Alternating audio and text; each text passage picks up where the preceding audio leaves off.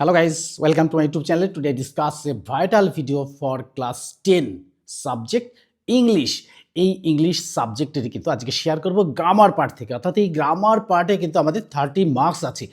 এই 30 মার্কসের মধ্যে 30 মার্কস নিতে গেলে আমাদের শিখতে হবে টেন্স।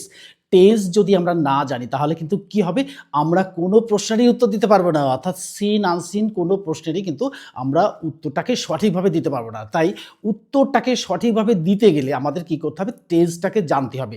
আর এই টেন্স জানার জন্য কিন্তু আমি 1 নম্বর 2 নম্বর কিন্তু তোমাদের সামনে শেয়ার করেছি, অর্থাৎ প্রেজেন্ট টেন্স আর পাস্ট টেন্স কিন্তু তোমাদের সামনে পুরোটাই শেয়ার করেছি। আর শেয়ার করার সাথে সাথেই কিন্তু আজকে শেয়ার করব কি, ফিউচার টেন্স। এই ফিউচার টেন্স শেয়ার করার সাথে সাথেই কিন্তু তোমাদের মাথা থেকে এই যে টেন্স ভূত, এটা কিন্তু দূর হয়ে যাবে। আর টেন্স ভূত যদি একবার মাথা থেকে দূর হয়ে যায় তাহলে কিন্তু আর আমাদের কেউ আটকাতে পারবে না।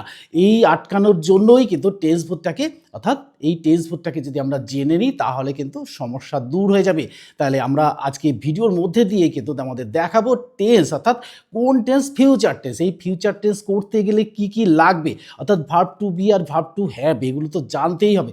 এর সাথে সাথেই কিন্তু কি জানতে হবে না, পার্সন নাম্বার সম্পর্কে একটু জ্ঞান রাখতে হবে। অর্থাৎ পার্সন নাম্বার সম্পর্কে যদি জ্ঞান থাকে তাহলে কিন্তু আমরা টেন্সটাকে করতে পারবো। আর টেন্সটা করা হয়ে গেলেই আমাদের কিন্তু সিন আনসিন প্যাসেজ যেগুলো আছে সেই প্যাসেজগুলো থেকে কিন্তু প্রশ্নের উত্তরগুলো কিন্তু আমরা সহজেই করতে পারবো।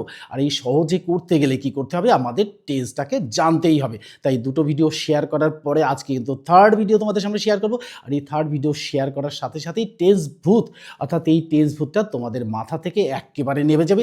কারণ কি, যদি এই টেন্স ভূতটাকে না নামাতে পারি তাহলে কি হবে, তাহলে কিন্তু আমাদের এই টেন্স ভূত 11-12 পর্যন্ত নিয়ে চলে যাবে। তাই নিয়ে যাওয়ার আগে কিন্তু এই টেন্স ভূতটাকে শেষ করতে হবে, অর্থাৎ টেন্স ভূতটাকে মাথা থেকে নামিয়ে দিতে হবে। তাহলে চলো আমরা সেই টেন্স ভূতটাকে মাথা থেকে নামিয়ে ফেলি।